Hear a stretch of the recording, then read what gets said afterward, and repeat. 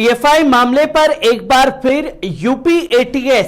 ANI और ED बुरी तरीके से जलील हुआ है और इनकी जलालत को अब जो है गोदी मीडिया दिखाने को तैयार नहीं है। जो गोदी मीडिया गले फाड़ फाड़ करके ये बताने की कोशिश कर रहा था कि साहब देखिए यूपी एटीएस को बड़ी कामयाबी मिली है और इस कामयाबी में एक ऐसे शख्स को गिरफ्तार किया है जो विदेशों से फंडिंग लाने का काम कर रहा था और एक ऐसे शख्स को गिरफ्तार किया है जो मदरसे में पूरी गुटबाजी बना करके लोगों को पॉपुलर फ्रंट ऑफ इंडिया से जोड़ने का काम कर रहा था। उस शख्स के नाम को जोर दे करके बताया गया अब्दुल्ला सऊद अंसारी और अब्दुल सऊद अंसारी को लेकर के कोर्ट ने साफ तौर पर कहा कि यूपी एटीएस द्वारा एक झूठा प्रोपागेंडा अब्दुल सऊद अंसारी के खिलाफ रचा गया, यानी कि निचली अदालत में ही सबूत पेश नहीं कर पाई है यूपी एटीएस, जहां निचली अदालत में ही जलालत का सामना करना पड़ा और अब्दुल्ला सऊद अंसारी को जमानत दे दी। यह हाल है गोदी मीडिया का जो अब यह बताने को तैयार नहीं है कि साहब जिस यूपी एटीएस के दावे को हम सच बता रहे थे वो आखिरकार झूठा कैसे हो गया। जिस यूपी एटीएस के दावे को हम तमाम दस्तावेज के आधार पर एक झूठा प्रोपागेंडा, ना जाने हमने इन्हें आतंकी कहा, हमने इन्हें जो है हथियारों का सरगना कहा, पर ना हथियार मिले ना यूपी एटीएस को उनके खिलाफ कोई सबूत मिला, जो कि बड़ी कामयाबी पीएफआई मामले में अब्दुल्ला सऊद अंसारी को मिली, क्योंकि अब्दुल्ला सऊद अंसारी को पीएफआई से जोड़ करके दिखाया गया और अदालत में यह साफ तौर पर साबित हुआ कि पॉपुलर फ्रंट ऑफ इंडिया से कोई लेना देना नहीं था। अब्दुल्ला सऊद अंसारी मजदूरी करके अपने परिवार का भरण पोषण कर रहा था। ऐसे ऐसे लोगों को टारगेट करके यूपी एटीएस और तमाम जगह से एनआईए और तमाम लोगों द्वारा उठाया गया है, जो कि सबूत अब कोर्ट में पेश नहीं हो रहे, क्योंकि मुझे याद है कि जहां मीडिया यह बता रहा था वाराणसी पीएफआई की खूबियां बताकर युवाओं को जोड़ रहा था, अब्दुल्ला सऊद अंसारी रिमांड पर लेकर पूछताछ कर रही पुलिस किए बहुत बड़े खुलासे और इसी के साथ यही गोदी मीडिया बता रहा था कि पीएफआई एजेंट अब्दुल्ला सऊद अंसारी ने मदरसों में जमा ली थी गहरी जड़ें, युवाओं को बम बनाने की देता था ट्रेनिंग। मतलब अदालत में यह सबूत पेश नहीं हुआ और गोदी मीडिया ने बताया कि बम बनाने की ट्रेनिंग जो है अब्दुल्ला सऊद अंसारी दे रहा था। यही दैनिक जागरण हमें बता रहा था जब गिरफ्तारी हुई तो मऊ में पीएफआई का संदिग्ध छात्र गिरफ्तार, एटीएस और नगर कोतवाली संयुक्त टीम ने छापेमारी में पकड़ा और बड़ी कामयाबी मिली।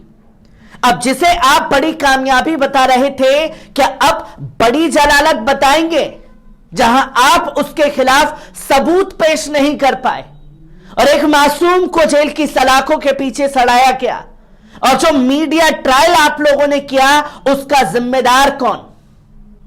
जो एक नफरत फैलाने की कोशिश की गई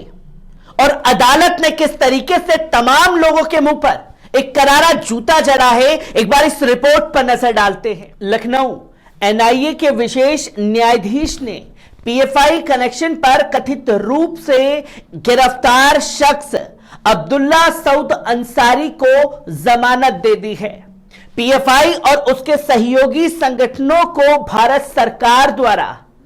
प्रतिबंधित किए जाने के कुछ ही दिनों बाद ये राष्ट्रव्यापी छापे मारे गए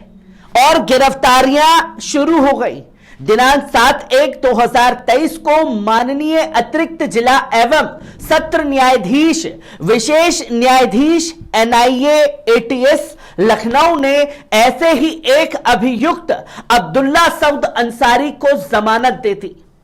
आवेदक एक 27 वर्षीय गरीब मजदूर है जो जीवन यापन के लिए काम करता है और आईपीसी और यूएपीए के विभिन्न धाराओं के तहत उस मासूम के खिलाफ मामले दर्ज किए गए। पर एफआईआर 229/2022 पीएस लोहता जिला वाराणसी में भारतीय दंड संहिता की धारा 153A, 153B और गैरकानूनी गतिविधि रोकथाम अधिनियम की धारा 7, 8, 13, 1AB और 13/2 के तहत आरोप लगाया गया था। वे भारत सरकार द्वारा प्रतिबंधित संगठन पीएफआई का सक्रिय सदस्य होने के आरोप में 30/9/2022 को पकड़ा गया था। उसे जेल में बंद कर दिया गया। आरोप है कि अल्पवक्त वर्ष 2017 से पीएफआई के सक्रिय सदस्य के रूप में काम कर रहा था।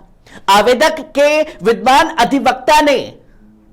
कोर्ट में ठोस सबूत दिए और अभियोजन पक्ष ने आवेदक को झूठा फंसाया है और उसका कोई आपराधिक इतिहास नहीं है। वकील ने यह भी तर्क दिया कि आवेदक जांच अधिकारी के साथ सहयोग करने के लिए संबंधित पुलिस स्टेशन गया, हालांकि उसे अवैध रूप से हिरासत में ले लिया गया और उसके परिवार को कोई जानकारी दिए बिना न्यायिक रिमांड में ले लिया गया, जो कि दंड प्रक्रिया संहिता की धारा 41A का सीधा उल्लंघन था। इसके अलावा यह तर्क दिया गया कि पुलिस ने आवेदक पर बहुत दबाव डाला और उससे कई सादे कागजों पर हस्ताक्षर करवाए। हालांकि जांच अधिकारियों को आरोपी के प्रतिबंधित संगठन से संबंध साबित करने के लिए कोई सबूत नहीं पेश कर पाए, ना तो उनके मोबाइल और ना ही रिकॉर्ड में मौजूद अन्य दस्तावेजों में कोई संदिग्ध राष्ट्र विरोधी गतिविधि सामने आई, जिसे अदालत ने सामने ला दिया। उनके वकील ने माननीय सर्वोच्च न्यायालय द्वारा सत्येंद्र कुमार अंतिल बनाम केंद्रीय जांच ब्यूरो और अन्य अरनेश कुमार बनाम बिहार राज्य और अन्य से निर्धारित कानून पर भरोसा किया, जिसमें माननीय अदालत ने उन्हें 50,000 के मुचलके और इतनी ही राशि के 2 मुचलकों पर जमानत दे दी। विद्वान वकील नजमुकी खान, एडवोकेट अजीउल्ला खान, एडवोकेट साजिद खान और एडवोकेट उबैदुल्ला खान ने association for protection of civil rights द्वारा समर्थित आवेदक का प्रतिनिधित्व भी किया। Association for the protection of civil rights APCR राज्य दमन के पीड़ितों को लगातार कानूनी सहायता प्रदान कर रहा है। हम शुरू से ही प्रो बोनो मुकदमे में शामिल रहे हैं। हम दृढ़ता से मानते हैं कि दोषी साबित होने तक हर आरोपी व्यक्ति को निर्दोष माना जाता है और जमानत एक नियम है, जेल एक अपवाद है। जैसा कि राजस्थान राज्य बनाम बालचंद उर्फ बलिया AIR 1977 2447 में एक ऐतिहासिक फैसले में भारत के सर्वोच्च न्यायालय द्वारा यह बातें कही गई, जहां साफ तौर पर यह कहा अदालत ने, जब तक अदालत उसे दोषी ना मान ले, जब तक उसे सजा ना दे दे, आपको राइट्स नहीं है कि आप किसी के बारे में इस तरीके से बात करें। यह जमकर के फटकार यूपी ATS को लगाई गई है निचली अदालत के जजों द्वारा,